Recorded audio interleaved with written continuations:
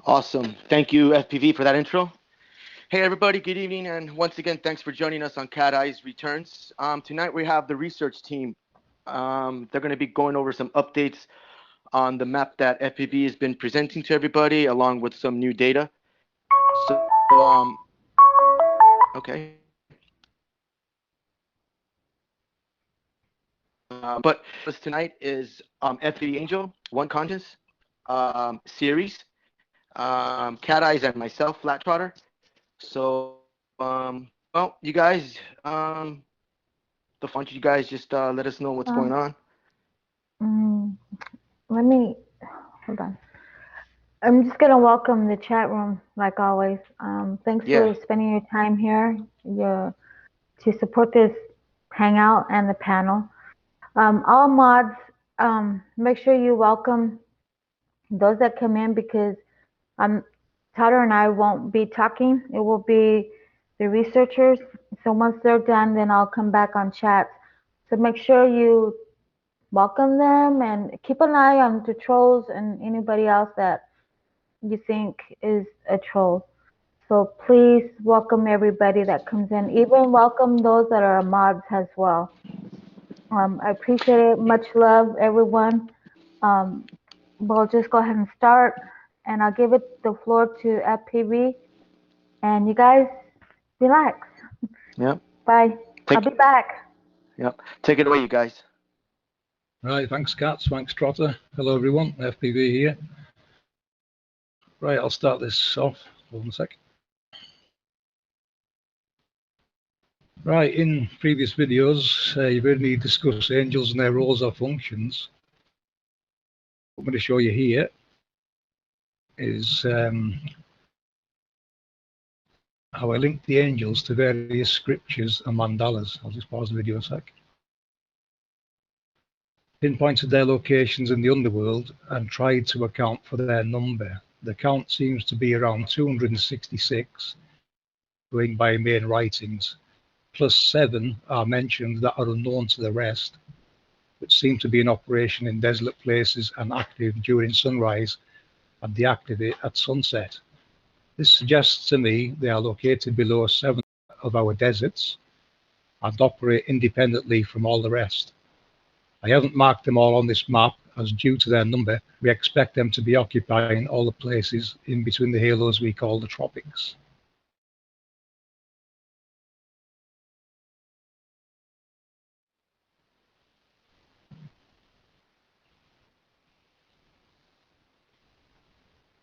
So you can picture there on that image, there's 266 halos. You can account for 48 around the external of the 8x8 and 34 on the internal. That's counting the center one. And plus many more in between. We're not going to bother putting them on the map because there's that many. We do assume they're in between all these halos we call tropics.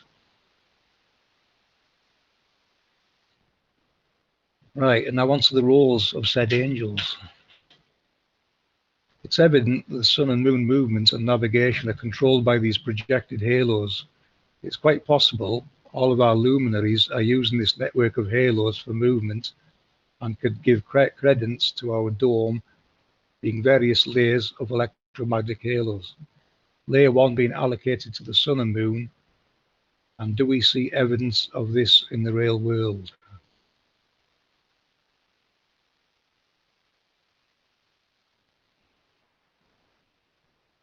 Yes, we do. There's some videos that we showed previously of various recordings from various locations around the world showing these halos with the sun traversing around them. So what they're calling sun dogs are these halos here. And these are projections from down below. If you're not understanding that part, I recommend you go and look at some of our other videos. Now, we can get into weather patterns now. Tornadoes. The rotating toroidal vortex created by the angel's halo is directly responsible for the generation of winds, tornadoes, and cyclones. Do we see evidence of this? Yes, of course we do. It is directly responsible for all wind functions.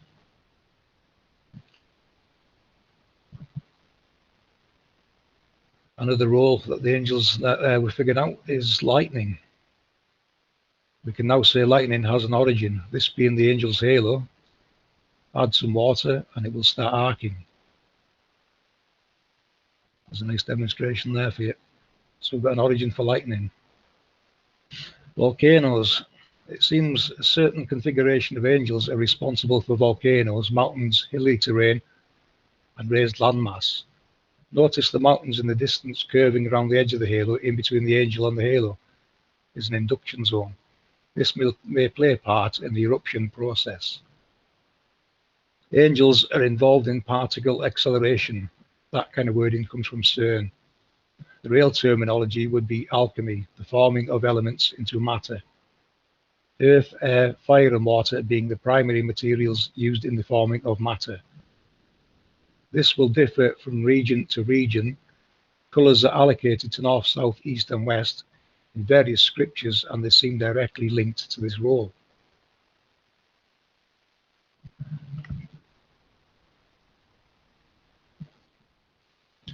Now onto some new sections to do with the grid. What you're looking at here are some Nasca line overlays. New sections added to the map here on the outside of the 12 by 12 grid. These are part of the Nasca mandala. I didn't add them previously as I was unsure of their orientation. This will now extend the grid to around 25 by 20. They may be linked to planetary or other luminary usage, each having 3 halos, the one on the right being connected to part of the grid and the one on the left seeming to have no link at all, as yet. There might be more to this map, guys, you know. I'm going through these Nasca lines and more might start playing a part in what you've seen in the north there. So there's 2 new sections, this section here and this section here. So you know, they could be related to planetary or luminary functions. I have no idea yet. We can only go by the data we've seen, and this is now going outside the grid we've got. But it shows you there's things outside of there, so that's a good sign. It's a bit bigger than we thought.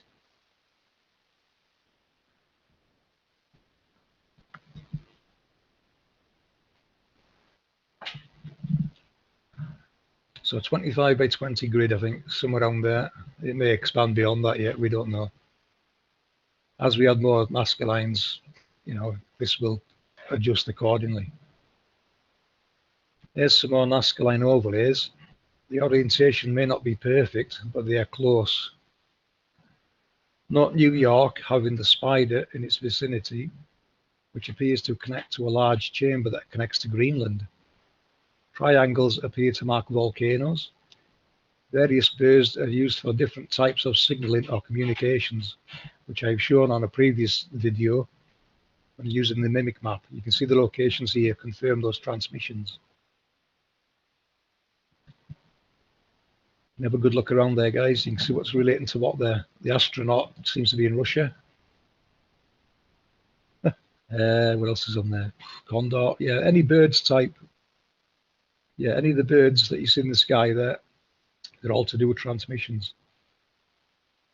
The monkey also having something to do with transmission. We've seen signals going there from Antarctica.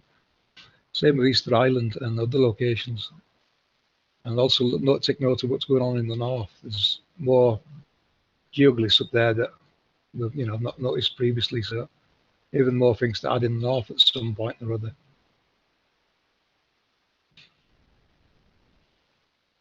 All right, we'll zoom out because there's a bit more to add to this.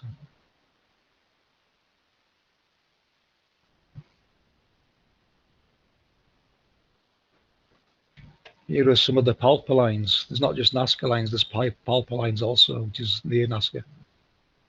Our northwest portals now become the solar clock. Southwest portals become the Paracas family. More birds are used for communications, and we have a star on here, the location of the southwest portals. Take a good look at that, guys. That's some more lines added there, some more Nasca lines. You can see where they start to fit an overlay. So what you're seeing here is a translation of all these Nasca lines onto the world map. And they point out locations where certain things below ground are playing a role in the workings of our world. This is how the mechanics of our world are working. These are marking those locations out for us. There's more to see yet, don't worry.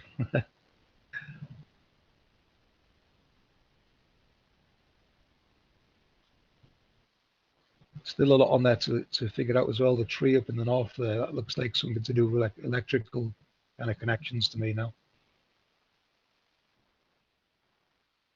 There's another one up there, the albatross with the twisted beak in the northwest. That's another one that's some kind of signaling or communications going on that's sending a signal further in the northwest.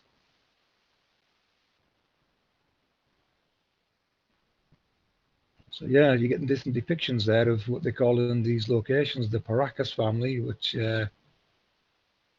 Enoch called the Port Southwest Portals. Right, here's another overlay for you.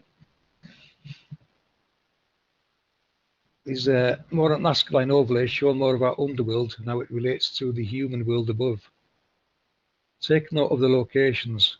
One Conscience joined our team a couple of months ago and was brought up to speed with this research and has been working with us, and with the help of Iron FE, Ron, so a big shout at you, sir, who has made the recordings automatic onto our mapping grid. One is able to relate what I suspected as earthquakes to be technology coming online and track it happening.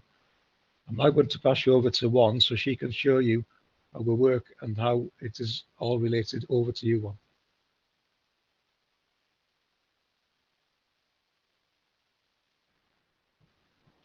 Okay, sorry about that.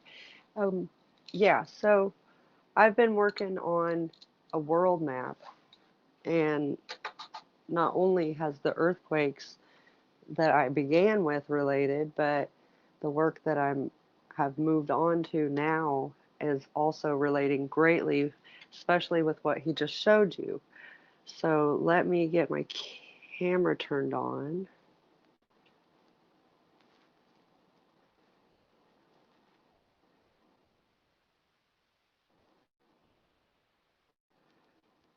Oops. Okay. That's it. Okay, can everybody see that? Yeah, all good here, One. Are you good? Okay, so this is the map I've been working with. It's the Mercator map. It's the closest one I could find to FPVs. And what I have done here is I started out by marking what we call the earth chakras. Then I put the grid over it and I put all the angels on. Some of them I did get pinned with blue pins, others are blue marked, but all the blue is representing the angels of the map. Now mine's not as big as his, so I'm missing the two lower corners. Imagine it being extended out a bit more.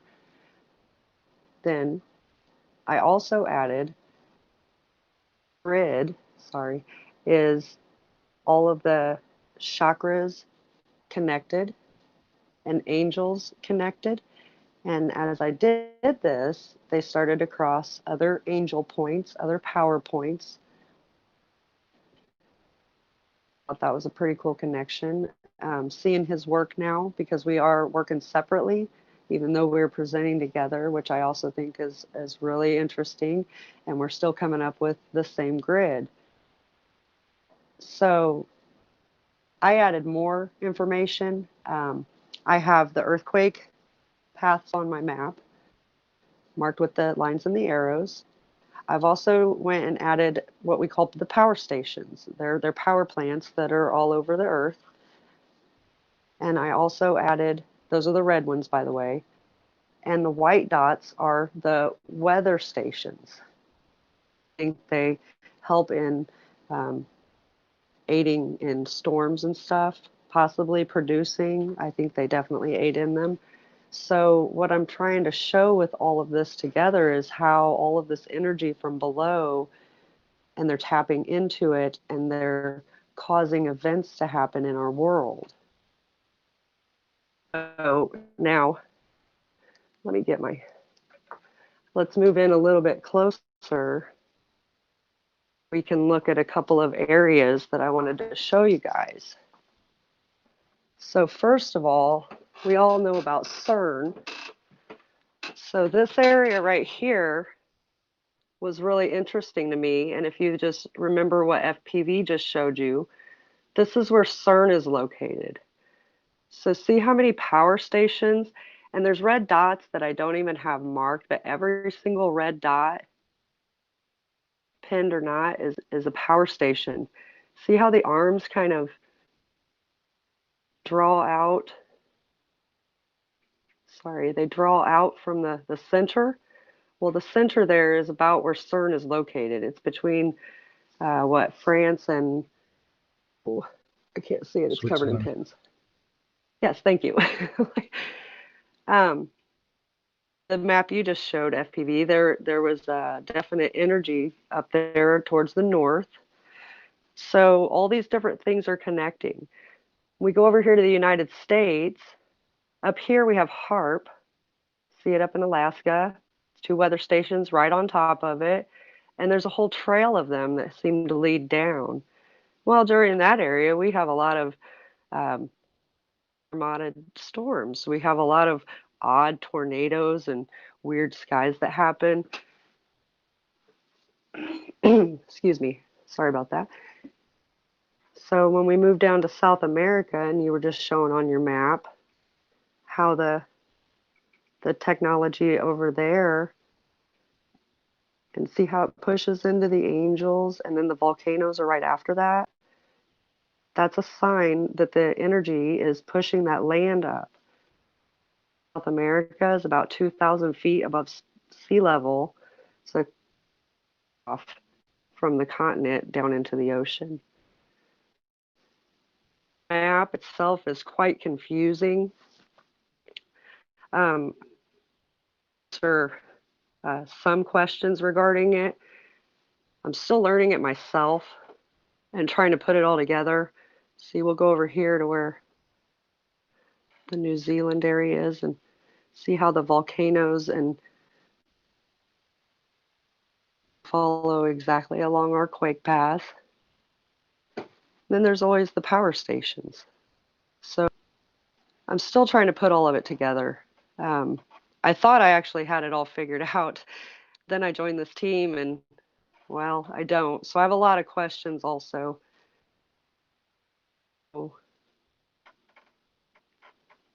That's about it. I also have marked on here pretty far, but let's go right here. I have purple ones marked. They're very small. What those are going to represent is crystal caves, which is actually some new information to me. And I knew this information, but I guess seeing in a new perspective made it a little different. We have these crystal caves that are all over our world, and crystals produce a very great amount of energy, frequency. They all have their different frequencies, so each would give off a different vibration. Now in this area right here that I keep pointing at is actually the largest crystal cave in the entire world. There are crystals inside that cave, and you can look it up, that are way bigger than any people. I can't even really describe how large they are. You'd really have to go look at it. And that's one of our major spots here. This huge pressure comes straight down from the corners, blurring out.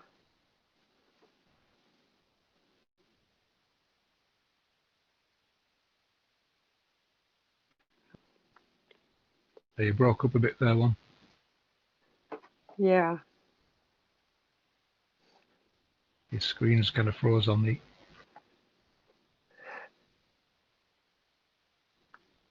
Okay. Are we back now? Can you see me? Yeah, that's good. Okay, sorry about that. So anyway, that's the largest crystal cave that we have. And other ones that we have that I found as to very interesting places are, and let me show you, we have them in Mexico, Bermuda, Oregon, the Bahamas, Australia, Scotland, California, Turkey, Iceland, and Ohio, which I don't know how many people actually know that. I didn't. So I found those pretty interesting spots, that these are the the PowerPoints, and maybe they're kind of matching up at least with two known vortexes that I can think of, the Oregon vortex and the um, Bermuda Triangle. So looking at the overall map, I'm just going to kind of sum it up. If you look at my crazy mess of green lines, they tend to go off in the same direction. It really reminded me of the star Nazca line that FPV had shown. Will have to be taken into account that my little points might not be exact, but the overall is really starting to line up and correlate everything he's saying as what's going on underneath, how they're harnessing it and using it, and how it's affecting our world. So that's really all I have. No, it's right not now. one. We've got these things from Ron, remember. I'll put Oh, yeah, okay. I'll just present. Forgot. Yeah, don't worry. I Yeah. thought you would. I'll just present one for you. I'll tell them what it is first. Right. There you go, guys. This is the map Ron, Ron FE, Ron. So big shout out to Ron again. This is the map Ron's made for one. Well, for always really, but one's recording the earthquake data from this, and what you can do is track it. And you'll notice over time certain things switching on and off, which, you know, I've been saying all along. What's happening here is 4 times a year your equinoxes and solstices, and many things in between as well by the look of it.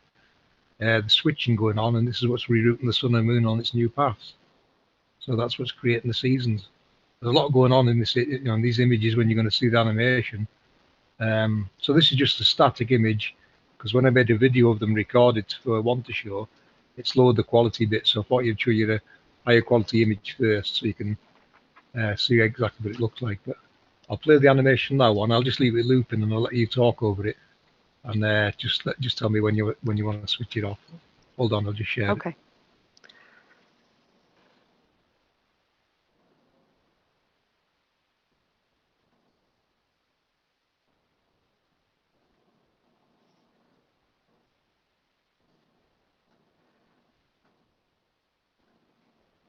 Okay, so great work, by the way, Ron. I mean, this is awesome that he took the things that I was just dotting onto the maps, and he animated it and made it have direction, because he just put the arrows in the direction, I believe, that the pressure is going. So you can watch here how it activates up in Alaska. I always like to start there because it affects me and where I live directly, so I can actually see the effects. So the pressure comes in. You can see how it kind of goes down towards the Hawaii area. And I have the arrows on my map showing this. It rolls across our United States. It rolls down the South America. It rolls out into the center. And it heads up north from that area. And you can see, I love the way he's got it. You can see it moving up there. It starts and it goes right on up. Then it kind of comes around to the north. Whoops, we lost it.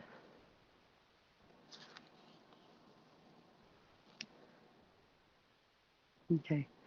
So, and then it goes up to the north, and where it goes from there, well, we just don't know just yet because we don't have the data up there. Then you can see that it also is being made from the north, I'm sorry, the southwest towards the New Zealand area, and it follows that path up that way, heading towards the center, and it heads up north that way. It also does this little loop-de-loop around these islands here. I think it goes up to that other corner and somehow kind of comes back down and goes across Russia area, but that's, of course, speculation. I don't get the data to prove it, but it seems to kind of do a little loop-de around these corners. And that's about, I mean, we watch that, you know, we're watching these swarms happen in the different corners, and it's bringing in, like he said, it's bringing in the winds, it's bringing in seasons. A good example was that we had a 7.2 right down by Mexico a few days ago, and where I sit, which is just northeast east, slightly northeast from where that quake hit. We were sitting at -2 degrees the day it hit, and the very next day, our weather rose up to 57 degrees, and we had pretty strong winds coming in, bringing in this very warm air. And then as the pressure moved away, we, the very next day, dropped back down to 22 degrees and had an ice storm. And it was very interesting to watch it because it brought in the southern warmth that's going on right now for just that moment while the energy passed through our area. But that's about all I had to say. So I'll let someone else take over. That's fantastic one. Lovely presentation. Well done. Very nice. Yeah, A little bit of information here on this map we're looking at, guys. This is current information over the last 5 days that Ron's accumulated, just for this presentation, basically. But you know, it's carrying on live all the time, and it's recording every week now. He's also now got the ability to go back in time and start retrieving the information from, you know, any point in time, basically, that's been recorded. So at the end of that animation, you'll notice the date changed to 2017. That was the March equinox. So you've seen some data there at the end, 3 days before the equinox and 2 days after. So you can see what's going on during that equinox last March. Yeah, very, very nice work there, Ron. Good job, mate. Yeah, big shout out to Ron. It is amazing because, like I said, mine is dots on a map and I can show it as a slideshow, but he's actually animating the daily quakes and we can see how it progresses, where, you know, which ones are first and stuff like that, that I don't really have time to do all that. So, but yeah, his data is great. Do you want to see 6 weeks worth of quakes though? Do you want to see how that progresses real fast? Let's have a look at it. Yeah, go for it. Okay. So let me get my camera back on.